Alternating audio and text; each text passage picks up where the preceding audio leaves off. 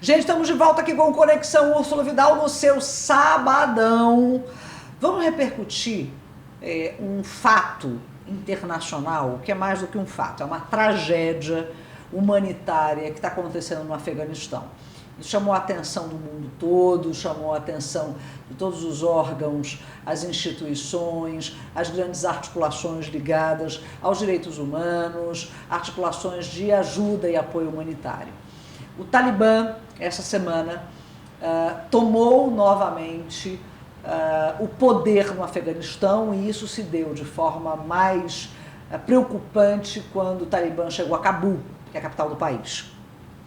Já havia, e essas informações têm sido divulgadas pela BBC, têm sido divulgadas pela CNN, têm sido divulgadas pela Al Jazeera, por vários canais, inclusive internacionais de notícias, repercutindo, evidentemente, por esses canais que têm representação no Brasil, em relação a um relatório que tinha sido divulgado, demonstrando que quando as forças de ocupação dos Estados Unidos saíssem do Afeganistão, imediatamente o Talibã tomaria o poder. Tem muita informação que a gente precisa retomar para entender o que acontece no Afeganistão. Aquela é uma zona, é uma área, que é uma área, digamos, da geopolítica ali do Oriente Médio do petróleo, que sempre foi disputada por duas forças de polarização, desde a época da Guerra Fria, na época da antiga União Soviética, o tal do imperialismo americano. Então, quando a União Soviética sai do Afeganistão, deixa o Afeganistão com um número muito grande de armas, de armamento pesado. Então, como é uma área ali no Oriente Médio fortemente influenciada, vamos dizer assim, por forças que são forças ligadas ao extremismo religioso, a gente tem Al-Qaeda operando, tem o Estado Islâmico, a gente tem o próprio Talibã, que é, digamos assim, uma forma de governar, que é uma teocracia, portanto, com o poder instalado, no território a partir de um grupo de lideranças ligados a esse poder religioso. Então, assim, o que precisa... está muito claro no entendimento da comunidade internacional, que quem mais sofre nessas teocracias são as mulheres, por conta de uma leitura extremamente radical, principalmente nesse caso do Alcorão, e nós não estamos dizendo que todos os povos islâmicos são assim, que desrespeitam as mulheres, os direitos das mulheres, não é isso. O que nós estamos dizendo é que especificamente o Talibã desrespeita os direitos das mulheres. Nós temos vários depoimentos de repórteres, de jornalistas que estão no território e de observadores internacionais demonstrando que lá atrás, quando o Talibã tomou o poder, as mulheres tinham que usar burca, não podiam estudar, não poderiam sair desacompanhadas. Nós temos filmes, inclusive, produzidos, curtas-metragens de animação, longas-metragens de animação, mostrando o quanto foi difícil. A própria Malala, que hoje é uma liderança feminina internacional, sofreu um atentado e quase morreu porque insistiu em estudar, e era uma liderança jovem que lutava pelo direito ao estudo das mulheres. Então, o que nós, como comunidade internacional, precisamos estar atentas e atentos para essa agressão aos direitos das mulheres. O Talibã tem soltado notas dizendo que vai ter um comportamento diferente dessa vez. Eu digo as lideranças do Talibã, que vão ter um comportamento diferente, que as mulheres poderão estudar, ocupar cargos. O que a gente quer saber é o seguinte: se vão poder estudar, se vão poder ocupar cargos, isso é um direito. E nós, como mulheres, como mulheres feministas, como mulheres que nos articulamos politicamente, precisamos ter sempre esse compromisso com a luta pela liberdade das nossas irmãs afegãs. Isso é muito grave, termos esse retrocesso. É muito ruim que as forças de ocupação dos Estados Unidos tenham saído sem... as informações que nós temos é que ao longo desses anos, desses quase 20 anos, foram 8 bilhões de reais investidos na estruturação de uma força de segurança do próprio Afeganistão, mas houve muita corrupção, houve uma falta de observância de outros organismos internacionais. Os Estados Unidos hoje, que tem mais peso, inclusive nas organizações das Nações Unidas, por que a ONU não está presente? Uma força de vários países, por exemplo, da ONU, nessa saída das forças de ocupação dos Estados Unidos, para fazer essa observação desse processo de transição. Então a gente faz essa observação aqui para dizer que o nosso coração, o coração de todas as mulheres do mundo, precisa estar ligado no coração e nos direitos das nossas irmãs afegãs. Gente, dito isso, vamos de mais música, antes da gente vir de mais informação aqui. A gente vai de mais música aqui no seu Conexão Úrsula Vidal. Lembrando, minha gente, que a gente no início do programa falou sobre a importância de vacinar, lembrando que nós temos aí mais de 200 mil pessoas que perderam o seu período de vacinação, portanto é o passivo, né, está sendo chamado de um passivo de vacinação, que você que perdeu a sua data da segunda dose, perdeu a sua data da primeira dose, vai nas redes sociais da Secretaria Municipal de Saúde, para saber qual é o seu dia, para que a gente não tenha um processo de imunização que vai ficar meio pau, meio tijolo ali, a gente precisa dessa colaboração e dessa integração e dessa responsabilidade coletiva para que o nosso processo de imunização seja bem sucedido, tá bom? Vamos de música mais um bocadinho, que eu falei pra caramba agora, a apresentadora que gosta de falar. Mas vamos lá, vamos de música aqui no Conexão Úrsula Vidal. Gente, já estamos de volta aqui no Conexão Úrsula Vidal. Quer dizer, a gente está de volta não, porque a gente nunca saiu, né? Continuamos aqui, nunca saímos. Vamos falar sobre mudanças climáticas? Ah, mas o que é que eu tenho a ver com isso? Eu quero saber se por um acaso você não notou que está mais quente.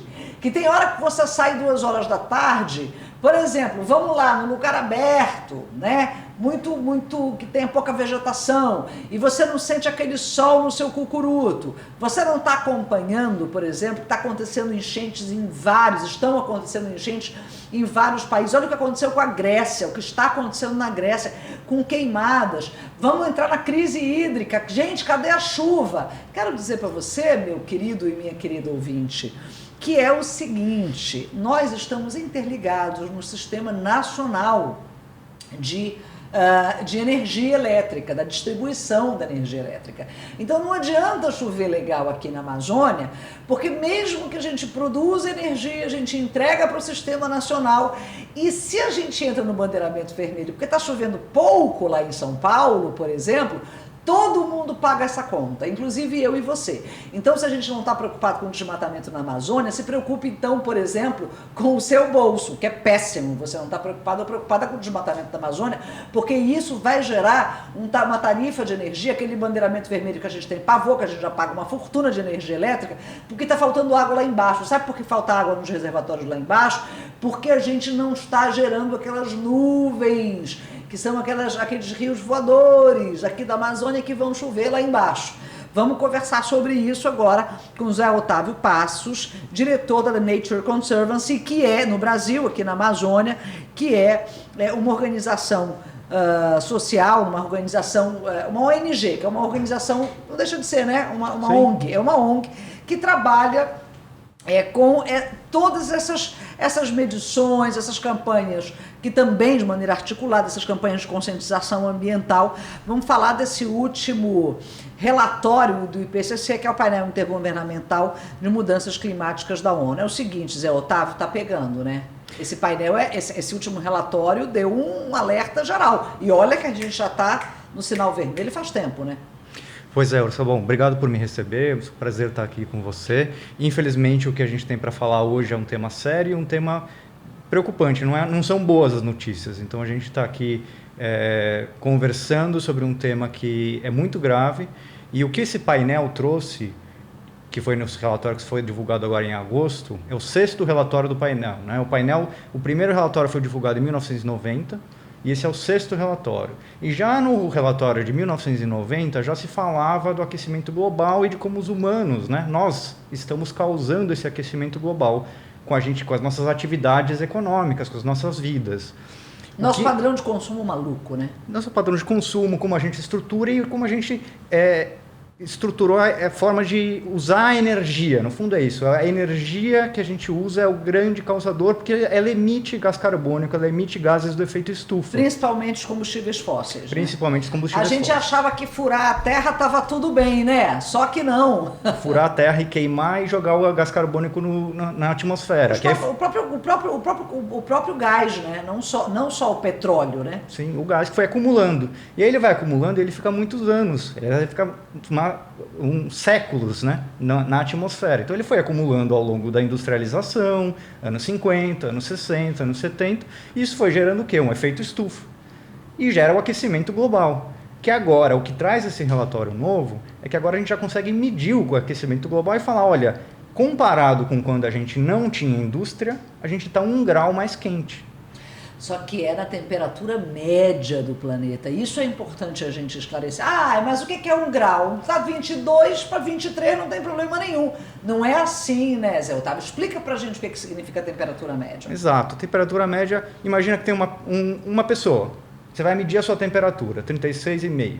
Daí você mede, está 37,5. Bom, a sua temperatura está 37,5. Se tem uma outra pessoa que está 37,5 também, a temperatura média está 37,5. Então tem 2 pessoas doentes. Quando a gente fala que o planeta está 1 grau mais quente, é na média inteira do planeta, da Antártida ao Brasil, à China, à Grécia, como você bem lembrou das queimadas na Grécia. Só que a questão é que não é só 1 grau na média mais quente. É que esse 1 grau a mais significa uma série de eventos extremos que acontecem, como, por exemplo, grandes queimadas, furacões mais frequentes. E o mais preocupante, na verdade, não é só que está 1 grau mais quente agora, é que do jeito que a gente está indo, em 2100 vai estar 4 graus mais quente. Então imagina Belém, que no meio-dia, lá pelas 2 da tarde, faz 31, 32 graus no verão. Em 2100, que aí as pessoas que estão nascendo agora vão estar vivas ainda, então não eu, mas as pessoas que estão nascendo vão estar vivas em 2100. Vai estar 36, 37 graus num dia normal. Imagina num dia extremo em Belém em 2100. Vai estar 40 Joga graus. 40. Uhum. E essa é uma grande preocupação, porque isso afeta o cultivo, isso afeta as chuvas, isso afeta a biodiversidade. E a gente já está vendo um declínio importante na queda da biodiversidade, na queda das chuvas, nos eventos extremos, como a gente já falou algumas vezes. Então, a gente já consegue perceber os efeitos hoje do aquecimento global. E a tendência é piorar. Vamos falar, assim, a gente está falando muito do calor, né? Vamos falar do frio. Porque o frio, são meses de trabalho, por exemplo, da agricultura familiar ou de grandes plantações. Se a gente começa a ter esse frio extremo, por exemplo, nas áreas mais temperadas, que são áreas de grande produção de alimentos, a gente pode ter um problema de abastecimento grave. O problema de abastecimento grave significa preços caríssimos e significa fome para a população mais pobre, que é sempre quem sofre primeiro, né, Zé Otávio? Exato. E não só os frios extremos, mas o calor extremo é muito preocupante. Por exemplo, a soja, no Cerrado, se você tem alguns dias a mais de pico de calor, só alguns dias a mais de pico de calor, a produtividade dela cai muito. Ou seja, a gente está num cenário que a gente pode ter uma situação de falta de alimento no futuro. Então você tem, além da falta de alimento, uma possibilidade de você ter quase 1 milhão de refugiados até a metade do século. Ou seja, imagina só... Refugiados da fome. Refugiados da fome e do aquecimento global. Gente que está fugindo do mar que está subindo. Ou seja, a situação de fato é preocupante agora e vai ficar pior. Agora, a questão é, ela vai ficar pior, só que ela pode ficar muito pior se a gente não fizer nada. E aí Sim. É que entra, acho que um dos conclusões importantes do estudo é, dá para mitigar e dá para a gente se adaptar ao que está vindo por aí. Gente, a gente toca muito nesse assunto da sustentabilidade, da questão de como é que a gente faz o manejo, por exemplo, dos resíduos que a gente gera no nosso cotidiano, né? Eu costumo dizer que não tem mais lixo, né? Tudo a gente aproveita, tudo! Ai, fralda com cocô de neném, aproveita! A gente hoje já tem usinas de transformação que transformam absolutamente todos os resíduos. Então, se você ainda não começou a separar aí o seu resíduo em casa, começa a separar, porque tudo plástico, papelão, papel, tudo isso serve para quem faz a triagem e entrega para a indústria da transformação. Deixa eu te falar de uma preocupação que a gente tem também, Zé Otávio, em relação a essa educação. Diz assim, mas se eu fizer só eu... não vai adiantar nada, porque não vai resolver, não vai salvar o planeta. Bom, alguém começou um dia, só eu, né? E hoje a gente tem uma comunidade global preocupada com isso. Mas a gente também tem países do sul global, que a gente chama, que temos aqui América Latina, países da África, né? Que são países em desenvolvimento, tem muita pobreza. Então a gente precisa de casa para essas pessoas, a gente precisa de hospital para essas pessoas, precisa de escola, precisa de, espero que não estradas, mas mais ferrovias, para que a gente mude o modal, que seja menos poluente. E a indústria do cimento polui pra caramba. eu estava lendo até um artigo do Abramovay, como é que a gente vai garantir direitos para essas pessoas que precisam de infraestrutura, né, sem que a gente estresse os nossos recursos naturais do planeta, que é o que a gente está fazendo. Essa foi a pergunta que começou lá em 1970, com a discussão toda de é sustentável o modelo que a gente tem hoje de crescimento? E eu acho que a gente tem que falar menos em crescimento e mais em desenvolvimento, um desenvolvimento equitativo. Então, países, e isso começou inclusive no protocolo de Kyoto, dos países ricos pagarem e compensarem os países em desenvolvimento. Aliás, esse protocolo de Kyoto foi assim, meio água de salsicha, né? Foi, exatamente. Não avançou muita coisa, né? Mas ele deu um passinho a mais. Sim. Esses acordos internacionais é sempre um passinho a mais, e daí teve o Acordo de Paris, que aí estabelece metas e começa a criar regras de mercado voluntário de carbono, alguns outros mecanismos. É sempre um processo lento, mas que vai avançando aos poucos. Agora a gente não tem mais muito tempo de fazer passinho de tartaruga. Exato. Agora a gente precisa agir. E aí o que a gente tem que fazer? Essas pessoas e os povos, as comunidades precisam receber condições melhores de vida. Então a gente não pode ser contra o desenvolvimento. A gente tem que ser a favor de um desenvolvimento sustentável. Então essa é a palavra-chave que já vem se falando há muito tempo.